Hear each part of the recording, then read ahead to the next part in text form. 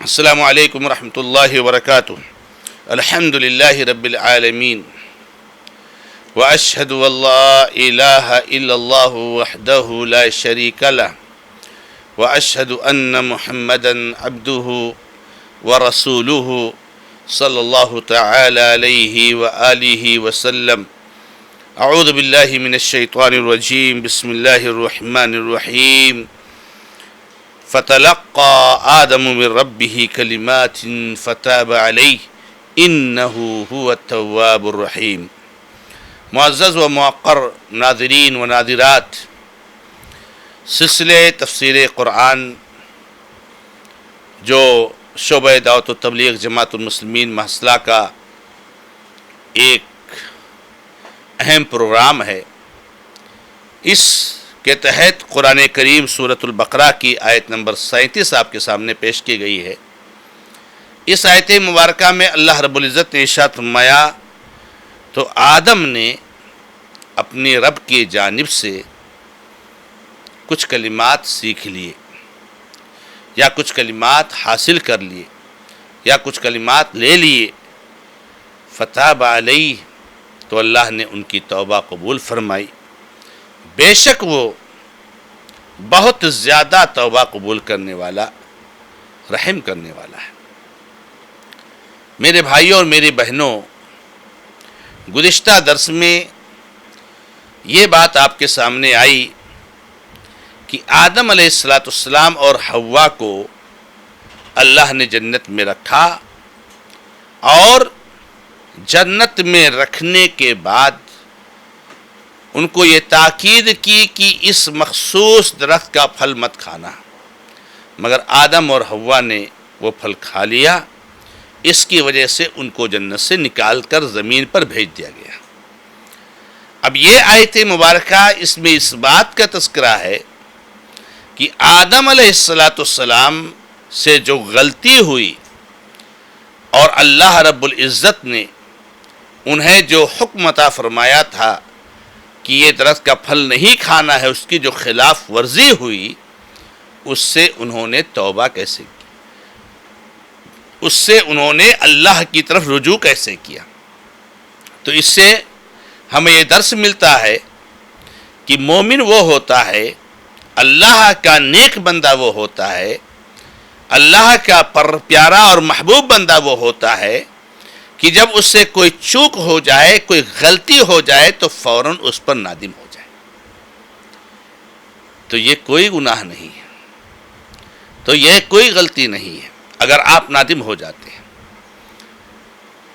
اور آپ کے گناہ کو اس طریقے سے مٹا دیا جاتا ہے کہ اللہ رب العزت کے ہاں گناہ رہتا ہی نہیں. التائب من الذنب کمن لا ذنب لہ، گناہ سے توبہ کرنے والا ایسے ہو جاتا ہے جیسے اس نے گناہ کیا ہی نہیں، بلکہ آپ نے جو غلطی کی اللہ تعالیٰ اس کو نیکیوں میں بدل دیتا ہے. سبحان اللہ. مذمت وہاں ہے اور افسوس وہاں ہے کہ آدمی غلطی کو جاننے کے باوجود بھی تسلیم نہ کرے اور اس سے توبہ نہ کرے. چنانچہ فوری طور سے آدم علیہ السلام نے اللہ سے توبہ کی. اور سبحان اللہ، اللہ تعالیٰ کا یہ ایک اور اعزاز دیکھیے، اور اللہ تعالیٰ کا ایک اور اکرام دیکھیے کہ توبہ کیسے کرنی ہے، توبہ کے لیے کیا الفاظ اور کلمات ہونے چاہیے، وہ بھی اللہ نے سکھائے. فتلقى آدم من ربه کلمات، کہ آدم علیہ السلام نے اپنے رب سے کچھ کلمات سیکھ لیے، کچھ کلمات حاصل کر لیے. اللہ نے ان کو کچھ کلمات بتا دیے کہ اس طریقے سے آپ توبہ کیجئے. اور ان کلمات کو اللہ رب العزت نے قرآن کریم کی دوسری آیتوں میں بوضاحت بیان فرمایا ہے کہ قالا ربنا ظلمنا انفسنا وان لم تغفر لنا وترحمنا لنکونن من الخاسرین. یہی کلمات ہے جو اللہ تعالیٰ نے کو سکھائے تھے، یہ کلمات ہے جو آدم علیہ السلام نے اللہ سے سیکھے تھے اور لیے تھے. ان دونوں نے کہا ہمارے رب، ہم نے اپنی نفسوں پر ظلم کیا ہے، اگر تو ہم کو نہیں بخشے گا اور ہم پر نہیں رحم کرے گا تو ہم ضرور بضرور خسارہ اٹھانے والوں میں سے ہو جائیں گے۔ اس سے ایک اشارہ یہ بھی ملتا ہے میرے بھائیوں کہ انسان کو توبہ کرنے کے لیے، انسان کو اللہ کی طرف رجوع کرنے کے لیے بھی شریعت کی پابندی کرنی چاہیے۔ اللہ نے جو ضابطہ نازل فرمایا ہے، اللہ رب العزت نے جو دستور نازل فرمایا ہے، اس دستور کی روشنی میں ہی توبہ ہونا چاہیے۔ کوئی آدمی اپنے گالوں کو مارے اور کہے توبہ توبہ، اس سے توبہ نہیں ہوتی۔ یہ اللہ کا دیا ہوا نظام نہیں ہے۔ توبہ کے ضابطے ہیں، توبہ کی جو ہے دستور ہے، اس کے اصول ہیں۔ تو اللہ رب العزت نے بیان فرمایا کہ آدم علیہ السلام نے کچھ کلمات اپنے رب سے سیکھ لیے، اور وہ کلمات کیا ہے؟ میں نے آپ کو بیان کیا کہ اللہ تعالیٰ نے خود ہی قرآن کے دوسرے مقامات پر جہاں اس واقعے کو بیان فرمایا ہے، وہاں ان کلمات کو بصراحت ذکر فرمایا ہے۔ ان کلمات کو ہمیں یاد رکھ لینا چاہیے، اور جب بھی ہم سے غلطی ہو، کوتاہی ہو، تو ہمیں ان کلمات کے ذریعے سے اللہ رب العزت سے توبہ کرنی چاہیے، کیونکہ یہ کلمات وہ کلمات ہیں جو اللہ رب العزت نے نازل فرمایا ہے۔ یہ کلمات وہ کلمات ہیں جو اللہ تعالیٰ نے آدم علیہ السلام کے توبہ کے لیے ان کو سکھایا تھا۔ یہ کتنی مبارک کلمات ہو سکتے ہیں۔ میرے بھائیوں اور میری بہنوں، یہاں پر ایک چیز کی طرف ہمیں توجہ دینے کی ضرورت ہے کہ اس موقع پر ایک بہت بڑی بدعقیدگی اور ایک من گھڑت بات مشہور ہے۔ اور من گھڑت بات کیا ہے؟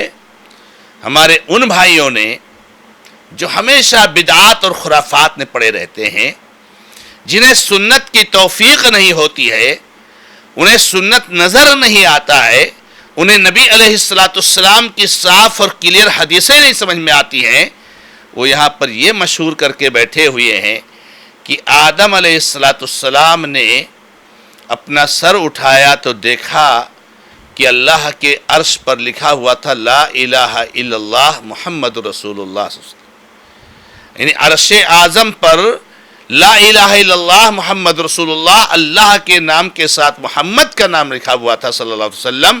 تو آدم علیہ السلام نے محمد صلی اللہ علیہ وسلم کے واسطے اور وسیلے سے توبہ کی، تو اللہ تعالیٰ نے ان کی توبہ قبول فرمائی۔ میرے بھائیوں، پہلی بات تو یہ ہے کہ ایسی کوئی حدیث نہیں ہے۔ ہم میں سے کس نے عرش اعظم پہ لکھا ہوا دیکھا ہے؟ آپ کو کس نے بتایا کہ عرش اعظم پہ لکھا ہوا تھا جس کو آدم نے دیکھا تھا؟ ایسی کوئی حدیث نہیں۔ اس کے جاننے کا صرف ایک ہی ذریعہ ہے، اور وہ ہے محمد رسول اللہ صلی اللہ علیہ وسلم، یہ اور اللہ کے نبی صلی اللہ علیہ وسلم کی صحیح اور ثابت اور مقبول حدیث کے ذخیروں میں ایسی کوئی حدیث موجود نہیں۔ یہ من گھڑت باتیں تو ہو سکتی ہے، یہ من گھڑت جو ہے کیا نام ہے حدیث تو ہو سکتی ہے، لیکن اس کا مقبول اور صحیح حدیثوں سے اور مستند حدیثوں سے کوئی واسطہ نہیں، اس لیے کوئی ایسی بات نہیں۔ دوسری بات کہ خود قرآن کی جو صراحت ہے اور قرآن کی جو ترتیب ہے اور قرآن کا جو اسلوب ہے، یہ اس کی تردید کرتا ہے، کیونکہ اللہ تعالیٰ نے کیا فرمایا؟ قَالَا رَبَّنَا ظَلَمْنَا أَنفُسَنَا، ان دونوں نے کہا اللہ ہم نے ظلم کیا ہے اپنی نفسوں پر، اگر تو ہم کو معاف نہیں کرے گا اور رحم نہیں کرے گا تو ہم گھاٹے اٹھانے والوں میں سے ہو جائیں گے۔ کہاں یہاں پر محمد صلی اللہ علیہ وسلم کے وسیلے کا ذکر ہے؟ یہاں تو بغیر وسیلے کی دعا کا تذکرہ ہے، یہاں تو بغیر وسیلے کے توبہ کرنے کی کو اللہ نے ذکر فرمایا ہے، یہاں وسیلے کی بات کہاں گئی؟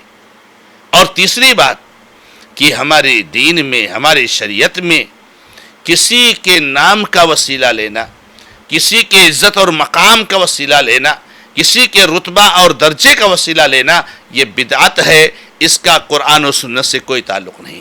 ابو بکر صدیق رضی اللہ تعالیٰ عنہ، عمر فاروق رضی اللہ تعالیٰ عنہ، عثمان غنی رضی اللہ تعالیٰ عنہ، امیر المومنین علی بن طالب رضی اللہ تعالیٰ عنہ نے، سارے صحابہ، انہوں نے کبھی اللہ کے نبی محمد رسول اللہ صلی اللہ علیہ وسلم کی ذات، آپ کے مقام، آپ کے رتبہ، آپ کے درجہ کا کبھی وسیلہ نہیں لیا، تو یہ اس کے بھی خلاف ہے، اس لیے یہ چیز درست نہیں ہے۔ پھر اللہ تعالیٰ نے فرمایا انہ هو التواب الرحیم، بے شک اللہ تعالیٰ بہت زیادہ توبہ قبول کرنے والا ہے۔